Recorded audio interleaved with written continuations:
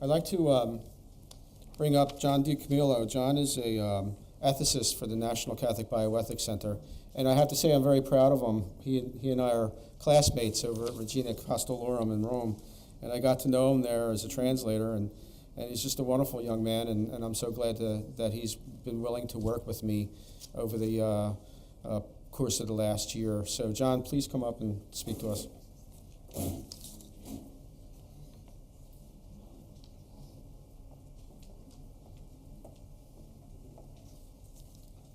Thank you very much, Steve, and thank you to the whole Office for Family and Life here at the Archdiocese of Philadelphia. Thank you to Archbishop Chaput, to Bishop McIntyre, and to all of those who are involved in the preparations for today and making this event a reality.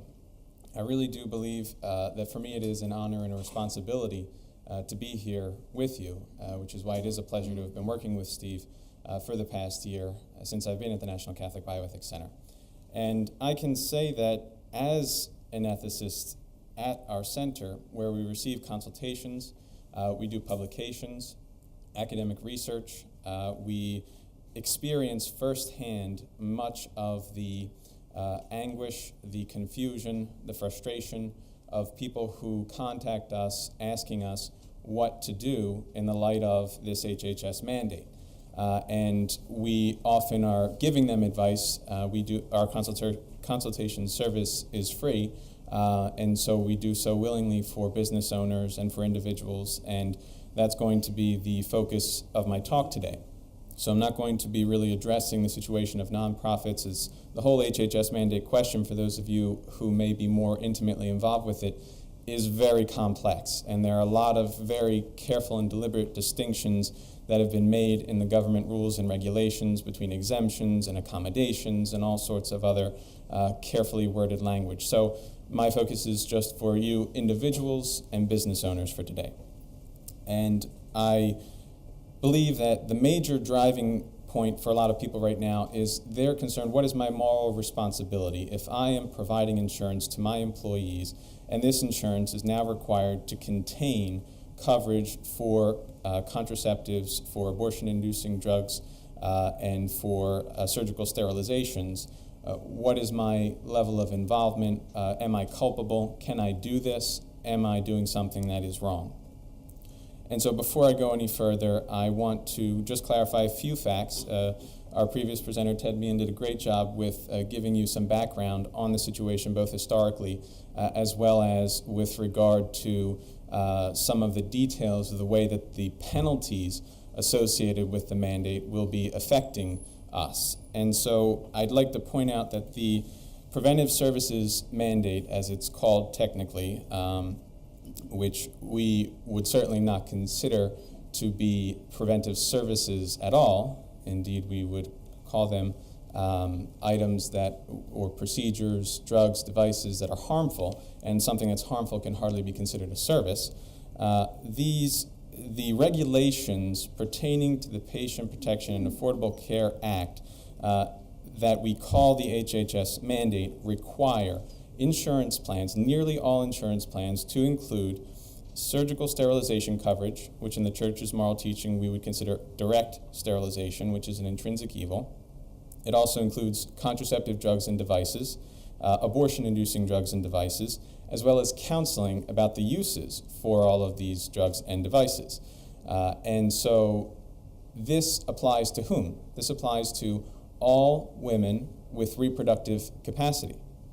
Well, who has reproductive capacity? We know that 11 and 12-year-olds have reproductive capacity.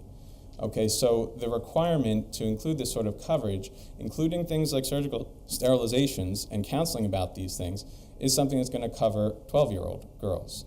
Okay, now, we, in light of this, can't even begin to imagine the harms, physical, psychological, and spiritual, that are out there now for our daughters, for the women in our lives, and for our society at large.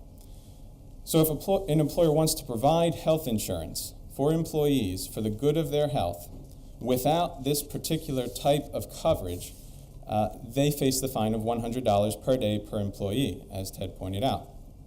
This means that for small employers, you're talking about hundreds of millions of dollars per year, but for large employers, you could be talking about millions of dollars a year.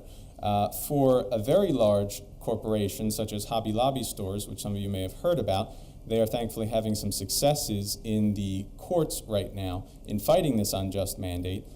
They would be looking at fines of $1.3 million per day, not per year. So if you as a business owner decide to drop your insurance coverage altogether so that you're not providing insurance that includes these objectionable items, there's no penalty. You don't have to pay anything if you're a small employer. If you're a large employer, you have to pay $2,000 per year, not per day, for not providing insurance coverage altogether. So you have an option between either providing insurance that does not contain a very limited and elective class of drugs, devices, and procedures that don't even treat medical pathologies or diseases, or the same employer can save money by cutting off all of your health insurance entirely. So this is quite a difficult situation. It is quite a conundrum, especially for employers who are looking out for the interests of their employees, and also for individuals who are going to be required by the individual mandate to purchase health insurance, but they will virtually not be able to find any plans out there that don't contain this sort of coverage. The last point on the factual side is that there have been many opportunities since the Patient Protection Affordable Care Act was passed in 2010 for the government to listen to and address the objections that have been raised by many, many segments of the population. They have published rules, interim rules, advance notices of proposed rules, final rules, all throughout this almost 3-year period now. And to each of these opportunities to comment, the National Catholic Bioethics Center has responded together with many other groups and organizations looking to defend religious liberty. And what has been the outcome of all of this? We at last have new final rules that were published or announced rather on June 28, 2013. And what do these final rules say? They say that absolutely nothing has changed for individuals and business owners. There's talk about accommodations and exemptions for the nonprofits and so forth, which I won't get into, but individuals and business owners, no exemptions. If you want to exercise your conscience and defend your faith and live it out through the way that you run your business or the way that you run your life and the way that you purchase your insurance to protect your family, you have to choose between doing that, protecting through insurance that contains objectionable items, or renouncing it. So if you accept the objectionable items, you're doing something that contradicts everything that you're working for in your life. And this is not a fair trade-off. This is an injustice. It has not yet been addressed. So this is a practical impasse created by an injustice. Do I give up health insurance for my family? Do I cut off my employees' health insurance, or do I provide it? What do I do? The mandate is active, the rules are final, which is the other point in response to the question that was raised earlier. Is the HHS mandate delayed? No, the HHS mandate is very much active right now. It has been active. In other words, if you want to provide insurance, you have to include this coverage. Now, there were certain temporary safe harbors and other things that applied to certain groups along the way, but as of August 1st, 2013, any possible plan that remained among for-profit and individual plans without the coverage can no longer exist. In other words, we're at the tail end of annual contract years that might have begun in the year 2012, which once they renew, can no longer be without this coverage. So what is the response? We have a culture of life to promote. We have employees to protect. We have our families to defend. We have health to promote. So the first and fundamental moral response, which cannot change or disappear in any circumstances, applies to all persons of goodwill, is to actively continue to oppose this unjust mandate. As the Catechism of the Catholic Church makes clear in number 2242, a law that contradicts nature's law and God's law is not a true law. It has no source of authority. all persons, regardless of how they are impacted, must work through the best prudential means available to them so that the injustice is either totally eliminated or gradually mitigated until it vanishes. With this in mind, now I'm going to say a few words about the principle of cooperation with evil, because as a center, we deal at great length with moral analysis and the principles that have guided the church's teaching throughout the centuries. And the cooperation with evil in the moral tradition is when we knowingly and freely contribute to the immoral action of someone else. In this case, providing insurance with objectionable coverage is cooperating with those who will commit the intrinsic evils, namely contraceptive acts, sterilizing acts, and so forth. In the case that we're dealing with, you may have heard it said that purchasing insurance plans that include coverage for intrinsic evils is merely material cooperation with evil. All right, sometimes you hear talk about formal cooperation with evil, which is something that's never licit. Formal cooperation is when you're talking about sharing the intention of the evildoer, okay, the person who's committing the act. This is not formal cooperation for those of us of goodwill who really oppose these things and are working to do so. You've heard that it's merely material cooperation like paying taxes. You may have heard it referred to as remote material cooperation, immediate material cooperation, or even very remote material cooperation. You may be led to conclude, even though it's not stated explicitly, that this kind of cooperation is the good kind. It is not. Let me explain. Any form of material cooperation, whether immediate, proximate, or remote, is morally wrong in principle. This means that without knowledge of the circumstances, it's assumed to be immoral. It can only be tolerated on a case-by-case basis if there's sufficient evidence that the cooperation would avoid an even greater evil or that it would achieve a greater good. In other words, I need to demonstrate that, in light of the circumstances, my action, such as the purchase of an insurance policy for my employees or for my family, which is not intrinsically evil in itself, has to achieve a good or avoid an evil that's sufficient to outweigh the evil I foresee. It's only tolerable for so long as these unique circumstances continue and with clear opposition to the tolerated evil, through words and actions as the situation warrants. If circumstances change, or if I do not adequately manifest my opposition to the evils and to the injustice, it may become illicit. In sum, material cooperation is not licit until proven otherwise, as we may be led to believe. Rather, it is illicit until proven otherwise. Given this, it's impossible to provide a universal recommendation on the proper course of action for all individuals and all business owners. Some may be able to demonstrate that the proportionate reasons needed to justify the temporary purchase of insurance plans that include the objectionable coverage, provided their opposition continues, and this could be licit. Case-by-case assessments are crucial, as well as prayerful petitions for guidance and for prudence. I can only summarize here what may be some examples of morally licit options in general. There could be other licit approaches. For individuals, the purchase of insurance coverage would seem to be a more remote form of material cooperation than for employers. In this sense, the proportionate reason requirement may be easier to satisfy. The direct good of insurance coverage for one's family may seem to outweigh a more limited financial contribution and a greater causal separation from the evils that will be occurring. A parent is also more likely to be able to reasonably influence the decisions of their children as opposed to an employer who would have very little input as to what his or her employees might do with that insurance coverage. The employer would have, in fact, virtually no influence over these decisions, which creates a more proximate situation of cooperation. So it seems there are two basic options for for-profit employers that they could feasibly pursue without closing down their businesses entirely. One would be to drop health coverage altogether, and the other is to continue providing health coverage with the objectionable items on a temporary basis, so long as their opposition is made clear and they continue to oppose the injustice through practical means, many of which have been outlined in the previous talk by Ted Meehan. As you know, there are lots of legal challenges going on. There are different ways that we can get involved in the political process, in the legal process, court challenges, depending on the situation your business may be in.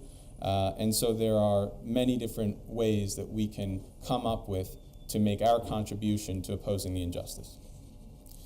Employers may find that dropping health coverage is the most prudent course of action, but they'll have to weigh considerations about just wages and compensation if they're no longer providing benefits, as well as uncertainties about the dependability of the exchange insurance, the federally subsidized health insurance exchange program, which is set up and which has been showing many signs of being delayed and inadequately implemented.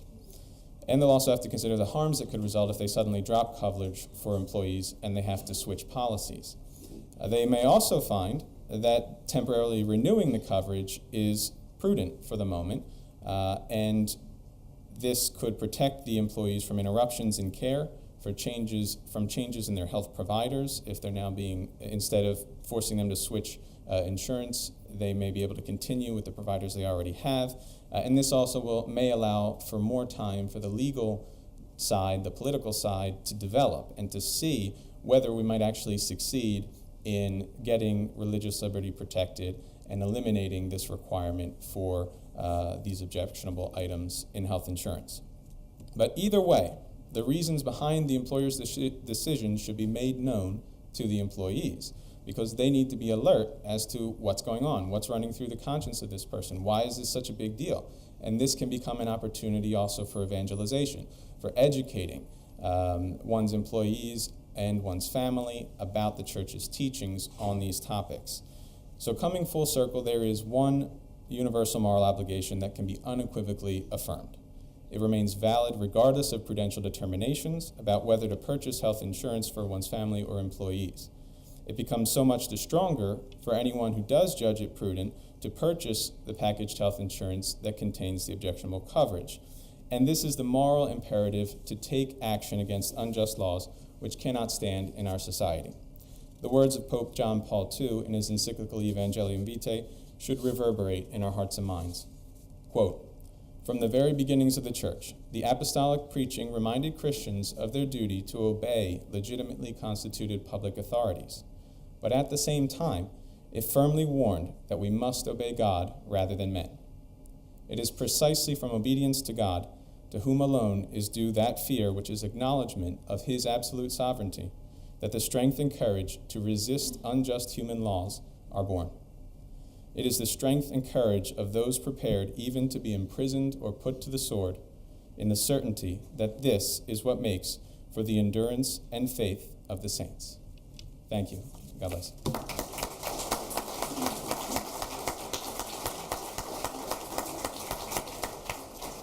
Okay, we have time for 3 questions. We'll go here and then back there. Okay. She's saying that there's a concern if an employer does decide to drop health insurance coverage in the interest of not including the objectionable items, aren't we giving in to exactly what the government wants us to do? In other words, aren't we then forcing all of our employees to go on these government-run exchanges? Aren't we actually putting them in a worse position and ourselves in a worse position in the long run by doing that? And it's a very legitimate observation, and it's exactly one of the factors that does have to weigh in to our proportionate reason assessment as individuals and as employers when we say, well, what am I going to do? Hey, I have to think about that consequence too. So that is important. When we talk about proportionate reasons, we also have to think in terms of scandal, and we have to think in terms of long-term questions. In other words, how's this going to be perceived by everyone? Is it going to be perceived as me just being afraid and just letting everything go, or is it going to then create a situation that's even harder for us to work out of? And if I see that by doing this, and I judge in my assessment, if I do this, I'm actually making things worse, and that's my prudential assessment, then that could be a legitimate factor for saying I'm going to keep providing insurance because at least this way I see I'm achieving a greater good in the short term. So yes, you're right. That's definitely an important consideration that goes in. I don't know if the church is in the business to criticize people by name. I know that there are certain things that we always complain about, that this should happen or that should happen. And we really do need to bank into the wisdom of our bishops as to how to, approach the people who dissent actively in their faith. And I agree with you. It's a great scandal for Catholics politicians to say, to act against the church teaching. But we have to really just bank on the judgment and the wisdom of the shepherds to be able to deal with them the way they need to be dealt with.